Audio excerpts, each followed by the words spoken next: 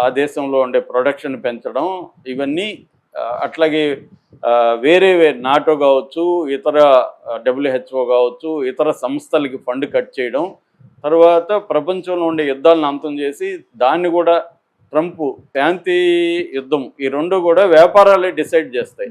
నీ వ్యాపారం కోసం యుద్ధం కావాలంటే యుద్ధం చేస్తావు, నీ వ్యాపారం కోసం శాంతి కావాలంటే శాంతి చేస్తావు. ఇప్పుడు మనోడికి వ్యాపారం కావాలి. ఇప్పుడు గాజాలో యుద్ధం ఎందుకు ఆపాడు అంటే ఆ గాజాని తను రియల్ ఎస్టేట్గా మార్చేద్దామని డిసైడ్ అయ్యాడు ట్రంప్. అందుకని వాడితో చెప్పాడు, వరే నీకెందుకు, నీకు గాజాని మన ఇద్దరం పంచుకుందాం, రియల్ ఎస్టేట్ చేసుకుందాం అని చెప్పి అక్కడ ఉన్న 15 లక్షల మందిని వేరే దేశాలకు తరలించేసి ఈజిప్టు, జోర్డాను అలాంటి దేశాలకి వీళ్ళని పంపించేసి ఆ 15 ఇదంతా కూడా ఏంటి, మానవత్వం పేరుతో వాళ్ళకి మంచి చేస్తున్నా. ఫస్ట్ మీ ఇంటి మీద నేను దాడి చేస్తా, మీ ఇల్లు ధ్వంసం చేస్తా, ఆ తర్వాత మీ ఇల్లు ధ్వంసం అయిపోయింది కదా, ఇంకా అక్కడ బాంబులు అవి ఉన్నాయి, మీరెందుకు ఆ ఇంట్లో ఉంటారు, మీరు వెళ్ళిపోయి పలానా దగ్గర ఉండండి, ఆ ఇల్లు నాకు ఇచ్చేయండి, నేను నీట్గా క్లీన్ చేసి దాన్ని మంచిగా రియల్ ఎస్టేట్ డెవలప్ చేస్తాను అని చెప్పడం. మళ్ళీ మీకు మేలు చేస్తున్నట్టు. అసలు దాడి చేసింది ఎవరు గాజా మీద? అమెరికా అండ్ ఇజ్రాయెల్ చేస్తే అమెరికా సపోర్ట్ చేసింది, ఆయుధాలు అమ్మింది. వీళ్ళిద్దరే దాడి చేసి, వీళ్ళిద్దరే వాళ్ళని తరిమేసి, వీళ్ళిద్దరే వాళ్ళని జీవితాలు ధ్వంసం చేసి 45,000 మందిని చంపేసి మళ్ళీ వాళ్ళని కాపాడుతున్నామని చెప్పి మళ్ళీ వాళ్ళని వేరే దేశాలకు కాందిశీకుల్లాగా పర్మనెంట్గా పంపించేసి దాన్ని ఆక్యుపై చేయాలి. ఇటువంటి కార్యక్రమం ఇప్పుడు ట్రంప్ చేస్తున్నాడు. సో ఇప్పుడు ఈ నేపథ్యంలో అంటే ప్రపంచంలోనే ట్రంప్ ఏంటంటే ప్రతి దేశంతో కూడా నాకేంటి లాభం, నేను ఎలా లాభం పొందాలి, నువ్వు నష్టపోయినా నాకు అనవసరం. మామూలుగా ప్రపంచంలో వాణిజ్య వ్యవహారాలు ఇచ్చిపుచ్చుకోవడం ఉంటుంది, నీకు కొంత కాంప్రమైజ్ ఉంటుంది. భార్యాభర్తలు కూడా పెళ్లిలాగే, భర్త కొంత కాంప్రమైజ్ అయితే భార్య కొంత కాంప్రమైజ్ అయితేనే ఆ పెళ్లి నిలుస్తుంది. నేను అవ్వను అన్నీ ఫస్ట్ నేనే ఉండాలని ఇద్దరు అనుకుంటే అది నిలవదు. ఇది కూడా అంతే. ట్రంప్ చెప్తున్నది కూడా ఫస్ట్ అమెరికా అంటే ఫస్ట్ ఇండియా అని మోడీ అనుకోడా, ఫస్ట్ చైనా అని జింగ్పింగ్ అనుకోడా, అందరూ అనుకుంటారు కదా, మోడీనే అనుకుంటాడా, ట్రంపే అనుకుంటాడా, అందరూ కూడా ఫస్ట్ వాళ్ళ దేశానికి ఇంపార్టెన్స్ ఇస్తారు కదా. ఇవ్వడం అంటే అర్థం ఇచ్చిపుచ్చుకోవాలి. ఇప్పుడు ట్రంప్ ఏం చెప్పాడు, రెసిప్రోకల్ టారిఫ్స్ అని చెప్పాడు, రెసిప్రోకల్ టారిఫ్స్ అంటే నువ్వు నా గూడ్స్ మీద ఎంత ట్యాక్స్ వేస్తే నేను నా దీని మీద అంత, నీ దీని మీద అంత వేస్తా. ఇది అలా ఉండదని వాణిజ్యం, అంత సింపుల్గా 2+2 లాగా వాణిజ్యం, ప్రపంచ వాణిజ్యం ఉండదు.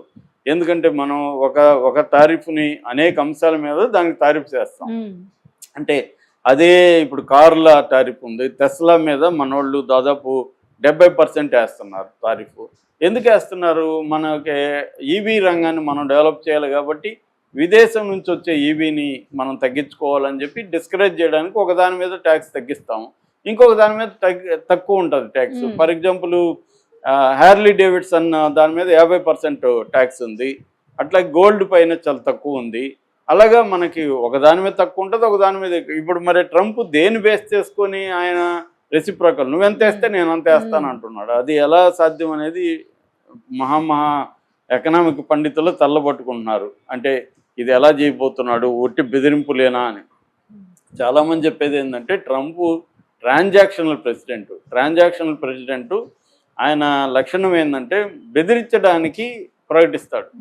నిన్ను ఉద్యోగంలో నుంచి తీసేస్తానని బెదిరిస్తే, బాబు నన్ను ఏదన్నా చేసి వద్దని, ఆయన 1 గంట ఎక్కువ పని చేస్తాను అంటాం కదా మనం, అలాగే సరే 1 గంట ఎక్కువ పని చేయి చూద్దాం కొద్ది రోజులు అని వదిలిపెట్టు. దాంతో భయభక్తులతో ఎక్కడ తీసేస్తాడో వీడిని పనిచేస్తాడు. ఇది ఒక టాక్టిక్ అనమాట.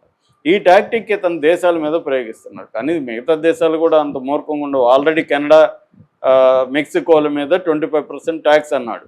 దాంతో వాళ్ళు కొంత దారికి వచ్చారు. ఎందుకంటే ఆ దేశాల నుంచి ఈ దేశంకి వచ్చే వలసలు కావచ్చు, ఫెంటానిల్ లాంటి డ్రగ్స్ కావచ్చు, వాటిని కట్ చేయడం అనేది ట్రంప్ ఉద్దేశం. అందుకని టారిఫ్స్ అనే ఒక అస్త్రాన్ని ప్రయోగించాడు. దాంతో వాళ్ళు దారికి వచ్చారు. దారికి రాగానే 1 మంత్ అంటే మీరు కరెక్ట్గా ఈ 1 మంత్లో చూస్తాను మిమ్మల్ని, మీరు దారికి ఇంకా బాగా వస్తే నేను టారిఫ్స్ వేయను లేకపోతే వేస్తానని బెదిరించడం. అట్లాగే చైనాకి 10% వేశాడు. చైనా కూడా రెసిప్రాకల్, వాళ్ళు కూడా నువ్వు మాకు పెంచితే మేము కూడా ఇప్పుడు ఇతను రెసిప్రాకల్కి ఇంకొకడు కూడా రెసిప్రాకల్ కదా, నువ్వు పెంచితే నేను కూడా పెంచుతా అంటాడు కదా రేపు పొద్దున మోడీ కూడా. చైనా కూడా అదే అంటుంది. దానివల్ల అమెరికా కూడా దెబ్బతింటుంది. అమెరికాకి ట్యాక్స్ అక్కడ టారిఫ్స్ పెరిగితే అక్కడ అక్కడ అక్కడ ట్రేడింగ్ అంతా దెబ్బతింటుంది. అక్కడ కన్జ్యూమర్స్ ఇప్పుడు ఏంటంటే వెల్లుల్లిపాయ కూడా చైనా వెల్లుల్లిపాయ మీద అమెరికా డిపెండ్ అయిన పరిస్థితి. ఎందుకంటే అతి తక్కువ రేట్లకి అక్కడ డంప్ చేసేస్తున్నాడు చైనా వాడు. అక్కడ కాస్ట్ ఉంటుంది. ఏది తక్కువ ఉంటే ఇప్పుడు మనం చైనా వస్తువులు ఎందుకు కొంటాము? చైనా వస్తువులు మనకు తక్కువకు వస్తాయి, క్వాలిటీలో చిన్న చిన్న కాంప్రమైజ్ అవుతాము, అంతే కదా. మన ఇప్పుడు పెద్దది క్వాలిటీ కోసం 100 రూపాయలు పెట్టే బదులు తక్కువ క్వాలిటీలు 10 రూపాయలకు వస్తుంటే కాంప్రమైజ్ అవుతాము. మనకి ఏముంది, యూసేజ్లో పెద్ద తేడా లేదు. ఇప్పుడు ఐఫోన్కి చైనా ఫోన్కి యూసేజ్లో పెద్ద తేడా లేదు. వేరుకి ఐఫోన్ అనేది ఉంటుంది తప్ప దాంట్లో ఏమి ఫీచర్స్ అన్నీ వాడం. కానీ అది ప్రిస్టేజ్ వల్ల దానికి ఇప్పుడు ₹1,00,000 పెడితే కానీ ఐఫోన్ 14 మోడల్ అట్లాంటివి రావు. నీకు ఆ ₹1,00,000లో ఇక్కడ కనీసం 3 మంచి ఫోన్లు అయితే వస్తాయి క్వాలిటీ. ఒక 35,000కి బ్రహ్మాండమైన ఆండ్రాయిడ్ ఫోన్ వస్తుంది.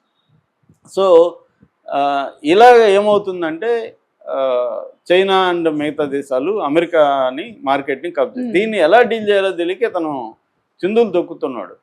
ఈ చిందులు దాన్ని ఏమంటారు, ఈ శివుడిలాగా నృత్యం చేస్తున్నాడు. ఈ నృత్యం అనేది నిజంగా అతను బెదిరిస్తాడు శివతాండం.